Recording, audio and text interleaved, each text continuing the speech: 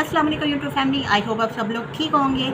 आज मैं एक मूवी का रिव्यू तो नहीं मैं बोलूँगी, लेकिन जो उसमें करैक्टर थे और वो जो स्टोरी थी, सिर्फ मैं उसके बारे में बयान करूँगी कि वहाँ पे जो लोगों की साइकी दिखाई हुई थी कि किस तरह से कोई उनमें सेल्फ़ रिस्पेक्ट नहीं थी। मैं उसके बारे में, उनके करैक्टर्स के बारे में बात करूँगी।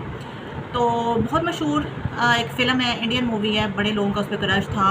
कुछ कुछ होता है और बाज़ लोगों को शाहरुख खान और काजोल की जोड़ी बड़ी पसंद है, मुझे तो बिल्कुल नहीं पसंद। उस फ़िल्म के बारे में, उन कैरेक्टर्स के बारे में मैं बात करूँगी कि वो किस टाइप के दिखाए हुए थे।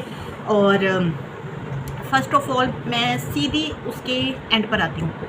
देखिए, जो अंजलि का उसमें रोल था वो वन साइडेड, उसमें उसको मोहब्बत हुई थी, वो इज़हार नहीं कर पाई।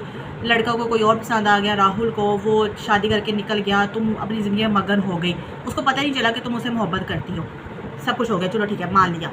फिर तुम अपनी ज़िंदगी में आगे बढ़ी, उसकी वाइफ फौत होगी, वो अपनी बच्ची के साथ खुशी ज़िंदगी गुजार रहा है। जब अपनी बच्ची के साथ खुशी ज़िंदगी गुजार रहा है, ठीक है, किसी ना मौके पर उसको तुम याद आती रही, उसने तुम्हारा ज़िक्र भी किया, ठीक है। जब तुम अपनी ज़िंदगी में आगे बढ़ चुकी थी, तुम्हें एक बड़ा अच्छा हैंडसम लड़का मिल चुका था, सलमान खान तुम्हें मिल चुका था, फिर तुम डफ़र थी, तुम्हें सेल्फ़ रिस्पेक्ट नाम की चीज़ नहीं थी कि वो उसने तुम्हें सेकंड ऑप्शन पर रखा। वो तुम्हारे पास लौट के क्यों आया?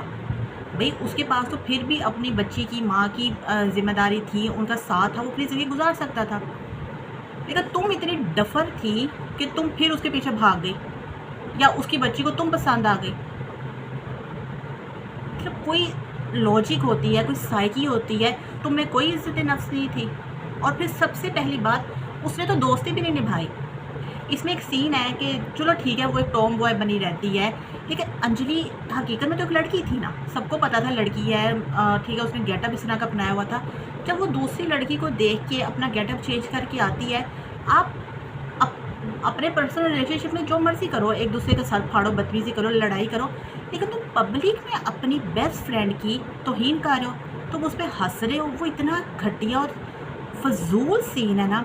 मतलब 20 लोगों में तुम उसकी इंसल्ट कर रहे हो और अकेले में जाकर उससे माफ़ी माँग रहे हो, और वो भी ऐसी बगैरत बेशर्म लड़की फट तुम्हारी तरफ हो जाती है। चलो ठीक है, वो तो मोहब्बत में थी, हम कह सकते हैं उसमें इज़्ज़त-ए-नफ़्स नहीं थी। तुमने कौन-सी ऐसी चीज़ निभाई? ना तुमने दोस्ती निभाई, मोहब्बत भी तुमने खुदगर्ज़ी में की। जब तुम्हारे पास कोई और ऑप्शन नहीं रहा तो तुमने उसका कहा चलो यही ठीक है, इसी से कर लेता हूँ, और तुम सब कुछ छोड़-छाड़ के उसके पीछे भाग गई। एक थप्पड़ नहीं तुमसे लगाया गया उसके मुँह पे कि अब तुम मुझे लेने क्यों आए हो? और फिर शाहरुख खान को तो पता ही नहीं था, सॉरी राहुल को तो पता ही नहीं था कि ये अंजलि शुरू से उससे मोहब्बत करती है। आए 2 टस में भाई, न्यूज़ी फैलाई, अपनी एक टिपिकल सी फ़ज़ूल सी एक्टिंग की शाहरुख खान साहब ने, और वो निकल गए।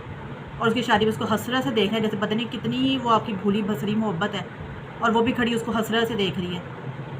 मतलब इतनी कोई वो इज़्ज़त-ए-नफ़्स से नीचे लेवल की वो फ़िल्म थी ना, कि उसमें किसी की इज़्ज़त-ए-नफ़्स नहीं थी। चलो ठीक है, सलमान खान ने कुर्बानी दे दी कि ठीक है, इसने तो मेरे साथ तो खुश रहना नहीं है, लेकिन तुम खुद तो कुछ तो कहती कि उसने तुम्हें सेकंड ऑप्शन पे रखा हुआ था और तुम फिर भी पागलों की तरह उसके पीछे भागी जा रही थी। मतलब मूवीज़ में भी कोई लॉजिक होना ज़रूरी होता है।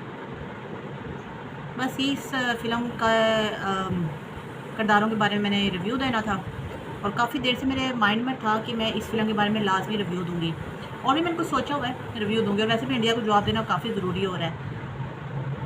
तो दुआ में याद रखिएगा। मुझे दीजिए इजाज़त। अल्लाह हाफ़िज़।